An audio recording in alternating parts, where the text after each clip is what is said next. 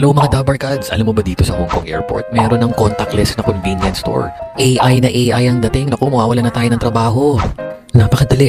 Labas mo lang yung credit card mo bago ka pumasok at itap mo dun sa pinto. Automatic magre-read yan. Tapos piliin mo kung ano yung gusto mong bilhin. Kunyari, bili akong tubig.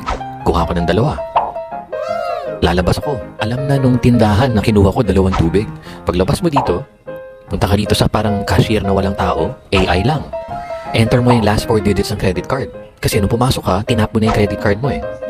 Alam na kasi nung tindahan yung credit card mo, tinap mo nung pagpasok, di ba? So enter mo lang yung last 4 digits. Ayan na.